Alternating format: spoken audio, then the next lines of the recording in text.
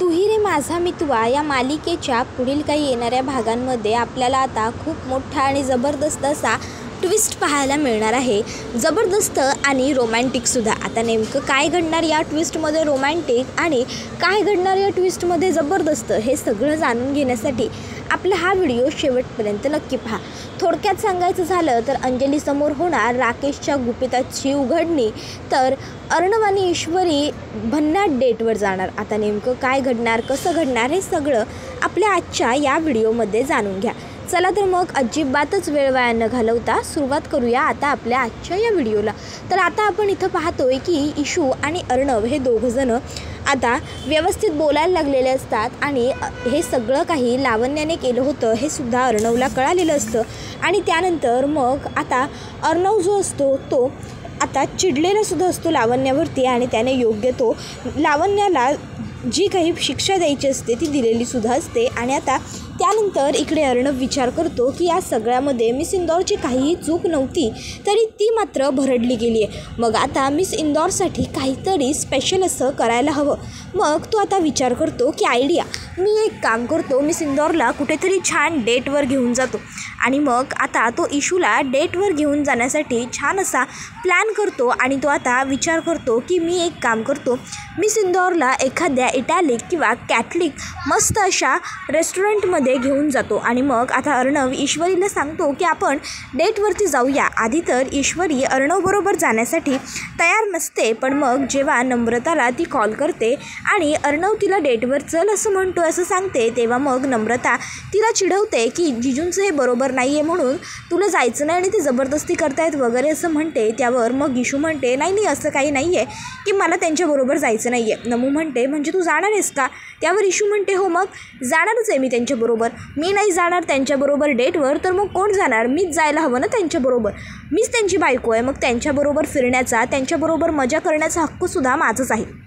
मी त्यांच्याबरोबर डेटला जाणार म्हणजे जाणार, बाकी काही मला माहीत नाही. मग आता इशू अर्णवकडे येते आणि अर्णवला सांगते तुमच्याबरोबर डेटवर यायला मी तयार आहे. त्यावर अर्णव म्हणतो काय?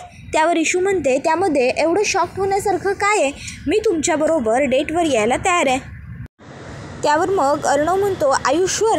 त्यावर इशू म्हणते हो. मग आता दुसऱ्या दिवशी अर्णव ही गोष्ट घरामध्ये सगळ्यांना सांगून ठेवतो की मी आणि मिस इंदौर आज फिरायला जातो आहे, म्हणजे बाहेर जातो आहे, तर आमचं जेवण घरी बनवू नका. त्याबरोबर आता लगेचच लावण्या हे सगळं ऐकायला जरी नसली तरी राजेश मात्र असतो आणि राजेश आता या सगळ्या गोष्टींचे अपडेट लावण्याला देणार असतो. तर इकडे लगेच अंजली म्हणायला लागते ओ अच्छा, म्हणजे डेट अँड ॲट ऑल का? ठीक आहे. आता काय बाबा, पूर्वी तर बाहेरचं जेवण पचायचंच नाही, पण आता जेव्हापासून लग्न झालं आहे, बायको आली आहे, तेव्हापासून रस्त्यावरची पाणीपुरी काय, शेवपुरी काय, आता तर काय म्हणे डेट, गोळा काय, सगळंच चालतं आहे हो की नाही? त्याबरोबर मग मामा म्हणतो हो अगदी बरोबर बोललीस तू अंजली. नाहीतर लगेचच अंजली म्हणायला लागते पूर्वी ताई मी इथे नाही येत गं, ताई मला हे नाही आवडत गं, ताई मला असं नाही चालत गं, ताई मला तसं नाही चालत गं. ताईबरोबर कोण येत आहे ना, म्हणजे ताईबरोबर फिरायला कोणाला आवडतं?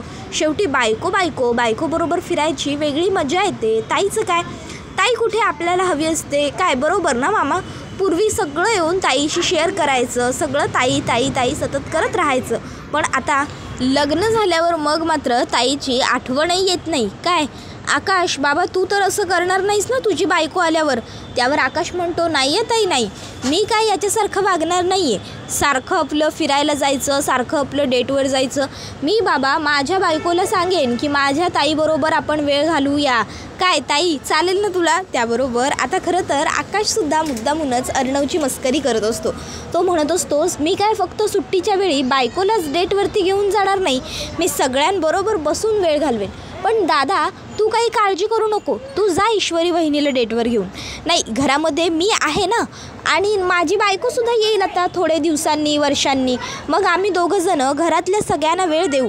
तर आता राजेश ह्याला मात्र मनातल्या मनातून या सर्व गोष्टींचा खूप राग येत असतो. तो मनात म्हणत असतो, अरे किती बावळट लोक आहेत ही, माझ्या इंदोरे जिलबीला ह्या नालायकाबरोबर कशाला कुठेतरी डेटवर वगैरे पाठवत आहेत. नाही नाही नाही, यांना काय ठरवायचं आहे ते ठरवू दे, यांना काय करायचं आहे ते करू दे, पण शेवटी घडणार तेच जे हा राकेश ठरवणार. बघतोस ना मी सुद्धा माझी इंदोरी जिलबी त्या अर्णवबरोबर कशी काय डेटवरती जाते ते. मग आता राकेशने लावण्याला सगळं काही सांगितल्यावर लावण्या ही राकेशला म्हणायला लागते, जिजू व्हॉट, AR त्या मिडल क्लास ईश्वरीला घेऊन डेटवर चालला आहे. ओ माय गॉड, नाही नाही जिजू नाही, काही झालं तरी असं होता कामा नये. AR त्या मिडल क्लास मुलीबरोबर डेटवर जाता कामा नये. हे बघा जिजू, तुम्ही काहीही करा, अगदी काहीही ARला थांबवण्यासाठी तुम्हाला करावं लागलं ना तरीही करा, पण काहीही झालं, अगदी जग इकडचं तिकडं झालं, तुम्हाला काहीही करावं लागलं तरी जिजू माझा AR त्या मिडल क्लास ईश्वरीबरोबर जाऊ देऊ नका प्लीज.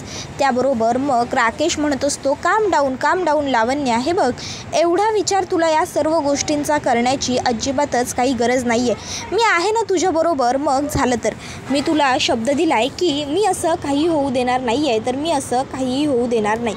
काहीही झालं तरी मी अर्णवला ईश्वरीबरोबर कुठेच जाऊ देणार नाही. कारण अगं मुळात त्या ईश्वरीने ह्या घरची सून व्हावी एवढी तिची कुवतच नाही आहे. ह्या घरची सून होण्याची केपेबिलिटी, अर्णवची बायको होण्याची पॉवर, सात्विक फॅशनसारखा एवढा मोठा बिझनेस सांभाळण्याची हुशार बुद्धी जर कोणामध्ये आहे तर ती म्हणजे फक्त तुझ्यामध्ये आणि तुझ्यामध्येच आहे. त्यामुळे जर या घरची सून होण्याच्या कोणी लायक असेल तर ती फक्त तू आणि तू आहेस लावण्या. त्यामुळे तुलाच या घरची सून व्हायला हवं आणि म्हणून मी तुझी साथ देणारच आहे. तर दुसरीकडे आता अंजली ही मात्र ईश्वरीला म्हणत असते, जा गं, नवऱ्याबरोबर पहिल्यांदा डेटवर जाणार आहेस. ओ सॉरी, पहिल्यांदा नाही दुसऱ्यांदा. या आधीसुद्धा त्याने तुला डेटवर नेलं होतं ना, मग आता दुसऱ्यांदा जरी जाणार असशील तरी स्पेशल आहे नवऱ्याबरोबरची डेट म्हटल्यावर. मग जा, छान तयार वगैरे हो. मग आता इशू आवरण्यासाठी वरती आलेली असते. आता ती जेव्हा वरती येते तेव्हा कुठली साडी नेसू, ही साडी नेसू का ती साडी नेसू, ही नेसू का ती नेसू, असं इशूला होत असतं. इशूला कळत नसतं की कोणती साडी नेसावी, काय करावं, कसं तयार व्हावं. मग आता इशू विचार करते की जाऊ दे, मी एक काम करते, मी आज अर्णव सर जे घालतील ना त्याच्याबरोबर मॅचिंग होईल असेच कुठले तरी साडी नेसते. अर्णव सरांना विचारते की ते काय घालणार आहेत. नाही नको, त्यांना विचारायची काय गरज आहे, त्यापेक्षा त्यांनी काय कपडे घालायचे आज हे मीच ठरवते. बढिया, मी एक काम करते, त्यांच्यासाठी आणि माझ्यासाठी मीच कपडे काढते. मग आता इशू अर्णवसाठी एक ब्लेझर काढते आणि स्वतःसाठी एक साडी सिलेक्ट करते. तर इकडे वल्लरी ही मात्र मनातनं जरा घाबरलेलीच असते. ती आता मनातल्या मनात म्हणत असते की सध्या आता त्या ईश्वरीचं तिच्या आईबरोबरचं बोलणं चालणं खूपच जास्त वाढलं. आतापर्यंत व्हिडिओ कॉल वगैरे येत नव्हते मॅडमना, पण आज माहेरहून व्हिडिओ कॉलसुद्धा आला आहे तिच्या आईचा. जर हे असंच चालू राहिलं तर एक ना एक दिवस नक्की तिच्या आईला खरं कळेल की मीच अर्णवची मामी आहे. आणि जर माझं 22 वर्षांपूर्वीचं गुपित पुन्हा एकदा सगळ्यांच्या समोर आलं तर मी आत्तापर्यंत मिळवलेली प्रत्येक गोष्ट माझ्या हातातून निसटून जाईल. आणि काहीही झालं, अगदी जग इकडचं तिकडे झालं, दुनिया आलटीपलटी झाली तरीसुद्धा माझ्या हातातनं मला या सर्व गोष्टी जाऊ द्यायच्या नाही आहेत. मी हे सगळं कमवायला आणि इथपर्यंत पोहोचायला खूप मेहनत केली आहे. काहीही करून मला ईश्वरीला लवकरात लवकर घराबाहेर काढायचंच आहे.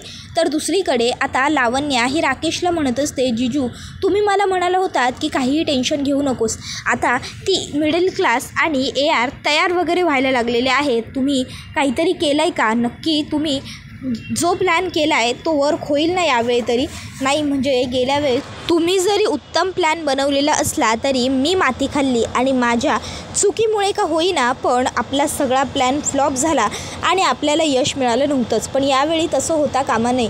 जिजू प्रत्येक वेळी आपण हरत गेलो तर त्या ईश्वरीचा कॉन्फिडन्स वाढत जाईल आणि काहीही झालं तरी मला त्या मिडल क्लास मुलीचा कॉन्फिडन्स वाढलेला नको आहे. तिने तिच्या लायकीप्रमाणे वागायला हवं, लायकीत राहायला हवं असंच मला कायम वाटत आलं आहे. त्यामुळे आजही काहीही झालं तरी AR बरोबर तिला डेटवरती जायला मिळायला नको. मी जरी AR समोर तिची माफी मागितली असली तरीसुद्धा मी एक शपथ घेतली आहे आणि ती म्हणजे माझ्यासमोर AR तिचं स्वतःच्या हाताने मुस्काट फोडणार आणि त्यासाठी मी वाटेल ते करायला तयार आहे. त्याबरोबर राकेश आता म्हणायला लागतो, शांत हो लावण्या, तू किती बोलतेस आणि किती विचार करतेस. मी तुला म्हटलं होतं की नाही, तू कशाचाही विचार करू नकोस. जे काही करायचं आहे ते मी करेन. तू मला जिजू म्हणतेस की नाही, मग आता तुझ्यासाठी मी एवढंही करू शकत नाही का. मी तुला म्हटलं आहे की नाही, या घरची सून फक्त तू होशील आणि तूच होशील. म्हणजे या घरची सून फक्त तूच होशील. या घरची सून तू होण्यासाठी जे जे काही मला शक्य आहे, जे जे काही मला करता येईल ते सगळं मी करेन तुझ्यासाठी. बस पण तूसुद्धा मी जेव्हा जेव्हा तुला जे काही काम सांगेन ते करायचं. त्याबरोबर लावण्य म्हणते म्हणजे त्यावर लगेचच राकेश म्हणतो, अगं म्हणजे कधी अशा काही गोष्टी असतात ज्या मला करता येणार नाही, ज्या तुला करता येऊ शकतात. त्यावेळी तूसुद्धा मला नाही म्हणायचं नाही. त्यावेळेस तूसुद्धा अगदी शांतपणे त्या सर्व गोष्टी मी सांगितल्याप्रमाणे व्यवस्थित करायच्या. आज तुझी इच्छा आहे ना की अर्णवने आणि ईश्वरीने डेटवरती जाऊ नये, तर तुझी इच्छा पूर्ण होईल. काहीही झालं तरी अर्णव आणि ईश्वरी बाहेर जाऊच शकणार नाही आहे. आता राकेश म्हणतो, मी ऑलरेडी सोय करून ठेवली आहे. त्यानंतर आता इशू आणि अर्णव हे दोघंजणं छान तयार झालेले असतात. अर्णवने ईश्वरीने काढून ठेवलेले कपडे घातलेले असतात. इशूने सुद्धा सुंदर गुलाबी रंगाची साडी घातलेली असते. त्यानंतर दोघंजणं आता तयार होतात आणि एकमेकाकडे बघतात आणि बघतच राहतात. अर्णव इशूच्या जवळ येतो आणि म्हणत असतो, मिस इंदौर एक सांगू. त्यावर इशू म्हणते, बोला ना, काय झालं. त्यावर अर्णव म्हणतो, you are looking totally beautiful, gorgeous. त्याबरोबर इशू म्हणते, थँक्यू, तुम्हीसुद्धा खूप छान दिसताय. अर्णव म्हणतो, फक्त छान. त्यावर इशू म्हणते, भारी दिसताय. इंदौरी स्टाईलने सांगायचं झालं तर एकदम बढिया. त्याबरोबर अर्णव म्हणतो, आता मला खात्री पटली, खरोखर मी खूप छान दिसतोय. त्यावर इशू म्हणते, मग आधी का नाही. त्यावर अर्णव म्हणतो, कारण माझी बायको इंदौरची आहे ना. बढिया ती जेव्हा बोलते तेव्हा खरोखर ती गोष्ट बढिया असते, हे आता मला कळून चुकलं आहे. मग आता इशू म्हणते, बरं खूप झाली मजाक, आता आपण निघायचं का. मग अर्णव म्हणतो, हो निघूया ना, चल. त्यानंतर मग इशू आणि अर्णव हे दोघंजणं निघतात. आता इशू आणि अर्णव हे जेव्हा दोघंजणं निघतात ते थेट घरातल्यांचा निरोप घेतात आणि म्हणतात, आम्ही आता येतो. आणि ते आता गाडीत बसून निघालेले असतात. तर दुसरीकडे आता अंजली ही तिच्या खोलीमध्ये ईश्वरी आणि अर्णव गेल्यानंतर जरा आराम करायला जाते. आता राकेश हा सुद्धा घरातनं बाहेर पडलेला असतो. राकेश हा त्याचा फोन बेडरूममध्ये विसरलेला असतो आणि ही गोष्ट त्याच्या लक्षातच नसते. आता इकडे राकेशच्या फोनवरती एक फोन येतो. आता तो फोन अंजली बघते आणि विचार करते, जाऊ दे, कोणाचा तरी यांच्या कामातला फोन असेल, मी नाहीच उचलत, जाऊ दे. आता पुन्हा फोन वाजतो. पुन्हा अंजली बघते, विचार करते, जाऊ दे. आता तिसऱ्यांदा फोन आल्यावरती विचार करते, नाही नको, उचलते. कदाचित काहीतरी महत्त्वाचं असेल किंवा राजेश घरात फोन विसरले तर त्यांनीच कोणाच्या फोनवरून फोन केला असेल. मग ती फोन उचलते आणि ती हॅलो बोलणार त्याच्या आधी समोरनं आवाज येतो, काय रे, पैसे कधी परत करणार आहेस तू माझे. काय समजतोस काय स्वतःला. लक्षात ठेवायचा, तू आकाशात नाही तर पाताळात कुठं पण गेलास ना तरी शोधून काढणार आणि पैसे वसूल करणार. त्यापेक्षा शिस्तीत पैसे परत करायचे नाही. जर जास्त जीव वर आतला असेल ना तरच फक्त भाईचे पैसे बुडवशील. लक्षात आहे ना कोण आहे मी ते. आजपर्यंत आपले पैसे कोणीही बुडवलेले नाही आहेत. त्यामुळे आपले पैसे बुडवण्याचा चुकूनही विचार करायचा नाही. नाहीतर जिथेच की नाही, जिथे तिथे येऊन उचलेन आणि पैसे वसूल करेन. आता अंजली हे ऐकते आणि तिला खूप मोठा आश्चर्याचा धक्काच बसतो. तिला कळत नसतं की हा माणूस नेमका होता कोण आणि हे सगळं हा काय बडबडला. अंजली आता समोरून काही बोलणार इतक्यात समोरचा माणूस फोन कट करायला लागतो. अंजलीच्या हातामध्ये राकेशचा फोन तसाच असतो. आता राकेशने अंजलीला फोनवर बोलताना पाहिलेलं असतं. राकेश खूप चिडतो, रागाने लाल होतो आणि तो खोलीमध्ये येतो. अंजलीच्या हातातनं फोन हिसकावून घेतो आणि फोन बघतो आणि अंजलीला विचारतो, का उचललास माझा फोन. तुला किती वेळा सांगितलं आहे माझ्या फोनला हात लावत जाऊ नको म्हणून. काय गरज होती तुला माझ्या फोनला हात लावण्याची. कोणाचा फोन होता. काय बोलत होता समोरचा माणूस, लवकर सांग मला. त्याबरोबर आता तो जोरात मानेवरून हात फिरवायला लागतो, डोक्यावरून हात फिरवायला लागतो. आता अंजली जरा घाबरते.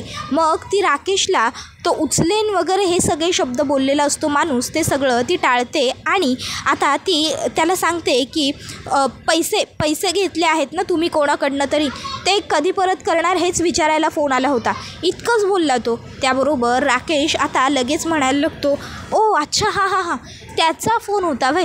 त्यावर लगेच अंजली म्हणते, कोणाकडनं घेतलेत तुम्ही पैसे आणि कशासाठी. त्यावर राकेश सांगायला लागतो, राणी सरकार, हो असं काय करताय तुम्ही, विसरता का आपण एक NGO चालवतो. त्यासाठी मला पैशांची गरज वरचेवर लागतच असते. सध्या मी मागे शेतकऱ्यांची केस लढायला गेलो होतो तेव्हा त्यांच्याकडनं मी कुठल्याही पद्धतीचे पैसे वगैरे घेतले नाही. अहो आधीच ती बिचारी शेतकरी माणसं गरीब, त्यांना वकिलाची फी थोडीच परवडणार होती, म्हणून मग मी त्यांची केस फुकट लढलो. आता कामाच्या वेळी फुकट काम केल्यावर अर्थात आपल्याला पैसे कुठून मिळणार. मग मला ह्या दादाकडनं पैसे उसने घ्यावे लागले होते आपल्या NGO देण्यासाठी. गेल्या वेळी तुमच्याकडनं पैसे घेतले होते तेव्हा किती मोठा प्रॉब्लेम झाला होता माहिती आहे ना तुम्हाला, म्हणून मग यावेळी तुमच्याकडनं पैसे घेतले नाही. बाय द वे तुमचं चालू द्या, आराम करा, आमचं थोडं काम आहे बाहेर, आम्ही आलो. एवढं बोलून आता राकेश हा तिकडनं बाहेर पडतो. मनातल्या मनात तो म्हणत असतो की नशीब माझ्या बावळट मूर्ख बायकोने माझा मोबाईल बघितला नाही आणि फोनवर जास्त काही बोलली नाही. जर समोर कोण बोलतं आहे हे तिला कळलं असतं तर आज खूप मोठी गडबड होऊन गेली असती. पण नाही, काही झालं तरी माझ्या बावळट बायकोला कळलं नाही, हे काय ते माझं चांगलं नशीब. आणि त्या बावळट बाईला कळणारसुद्धा नाही, आणि कळालं तरी काही फरकसुद्धा पडत नाही, कारण तिचा माझ्यावरती आंधळ्यासारखा विश्वास आहे. मी तिला जे सांगेन, जे दाखवेन, ती त्याच्यावरच विश्वास ठेवेल हे तर मला पूर्णपणे व्यवस्थित माहीत आहे. जाऊ दे, कशाला एवढा विचार करतोय मी तिचा, असं म्हणत राकेश तिकडनं निघतो. तर आता इकडे अंजली जी असते ती आता विचार करू लागते की राकेशला आलेला फोन नेमका कोणाचा होता आणि ह्या अशा माणसांनी राकेशला फोन का बरं केला असेल. राजेशने नक्की कोणाकडनं पैसे घेतले असतील आणि कशासाठी राजेशने हे पैसे घेतले असतील. त्याबरोबर इकडे ईश्वरी आणि अर्णव रस्त्याने चाललेले असताना अचानक अर्णवची गाडी बंद होते. आता ईश्वरी आणि अर्णव गाडीतनं खाली उतरतात आणि अर्णव बघतो तर काय, गाडीचा टायर पंक्चर झालेला असतो. आता गाडीचा टायर पंक्चर झालेला बघून अर्णवला खूपच जास्त राग येतो आणि आता राग आल्यामुळे अर्णव हा चिडचिड करायला लागतो. आज एवढं छान प्लॅनिंग केलं होतं, बायकोबरोबर फिरायला जायचं होतं, तिला छान काहीतरी सरप्राईज द्यायचं होतं, गिफ्ट द्यायचं होतं आणि सगळं सरप्राईज स्पॉईल झालं असं आता त्याच्या मनामध्ये राग आलेला असतो आणि तो जोरात गाडीवरती बुक्का मारतो. त्याबरोबर ईशू अर्णवला म्हणते, शांत, कितना गुस्सा, थांबा. अर्णव सर, तुम्ही मला डेटवर घेऊन जाणार होतं. 5 स्टार हॉटेल्समध्ये तर तुम्ही खूप वेळा जात असाल आणि गेलाही असाल, पण आज आपण काहीतरी वेगळं ट्राय करूया. त्यावर अर्णव म्हणतो, म्हणजे. त्यावर इशूला समोर एक चायनीजची गाडी दिसते. इशू म्हणते, चला आपण तिथे जाऊ. अर्णव म्हणतो, काय तिथे? त्यावर इशू म्हणते, हाव, चला तर खरं. आणि मग ती त्याला तिथे घेऊन जाते आणि आता त्या वेटरला ती सांगते की दादा, बढियापैकी 2 गरम गरम चायनीज सूप द्या. आज मी माझ्या नवऱ्याबरोबर पहिल्यांदा डेटवरती आली आहे. त्याबरोबर आता त्याने छान गरम गरम मस्त टेस्टी सूप आणून दिलेले असतात. अर्णवला जास्त स्पायसी खाण्यापिण्याची सवय नसल्या कारणामुळे आता अर्णव जेव्हा ते सूप पितो अर्णवला खूप तिखट लागतं. आता अर्णवला जोरदार ठसका बसतो. आता इशू त्याला पाणी पाजायचं सोडून वरून आणखीन सूप पाजते आणि सर बरं वाटतंय का असं विचारते. अर्णवला आणखीन थोडा ठसका लागतो. त्याबरोबर आता समोरची एक बाई म्हणते, हिला तर हिच्या नवऱ्याची काही काळजीच नाही, ठसका लागल्यावर पाणी द्यायचं सोडून हिने त्याला आणखीन तिखट सूप पाजलं. त्यावर इशूला आता हे ऐकून राग येतो. इशू लगेचच त्या बाईला म्हणायला लागते, माझा नवरा आहे ना, मग काय करायचं हे मी बघून घेईन, तुम्ही कशाला आमच्या गोष्टीमध्ये एवढं लक्ष देताय. सूप प्यायला आलाय ना, मग सूप प्या आणि घरी जा ना, आमचं काय करायचं ते आम्ही बघून घेऊ. बसली आहे ना मी त्यांची बायको इथे, माझा नवरा आहेत ते, समजलं ना. माझ्या नवऱ्याबरोबर कसं वागायचं हे मला कोणीही शिकवलेलं आवडत नाही, समजलं. माझा नवरा आणि मी, आम्ही आमचं बघून घेऊ, आम्ही खंबीर आहोत. आता इशू सतत माझा नवरा माझा नवरा माझा नवरा हे जे काही बोलत असते ते अर्णवला मात्र खूपच जास्त आवडलेलं असतं. आता अर्णव हा इशूकडे एकटक बघत राहतो. ती मुलगी म्हणते, काय बाई पोरगी आहे, म्हणजे नुसती उद्धटच आहे. त्याबरोबर आता इशू अर्णवला म्हणते, तुम्ही का माझ्याकडे असं बघताय. त्यावर अर्णव म्हणतो, काय म्हणालीस, माझा नवरा. जर खरंच मनापासून नवरा मानत असशील तर मग नवरा म्हणून स्वीकार आणि नवरा म्हणून भावना व्यक्तसुद्धा कर. इशू म्हणते, बस झाला, पुरे झालं, उगाचच्या उगाच तुम्ही आता जास्त खुश होऊ नका. गुपचूपपणे जरा सूप पिऊन घ्या किंवा पाणी पिऊन घ्या, म्हणजे तिखट लागलं आहे ना ते जरा बरं वाटेल. एवढं तिखट लागलं आहे तरी मस्करी सुचते. त्याबरोबर मग अर्णव पाणी प्यायला लागतो आणि अशा पद्धतीने त्यांची पहिली डेट छान पद्धतीने स्पेशल आणि ग्रेट झालेली असते, कारण अर्णव हॉटेलमध्ये न जाता बाहेर कुठेतरी आलेला असतो. त्याबरोबर हा व्हिडिओ इथेच संपतो. व्हिडिओ आवडला असेल तर व्हिडिओला लाईक करा आणि चॅनलला सबस्क्राईब करा. धन्यवाद.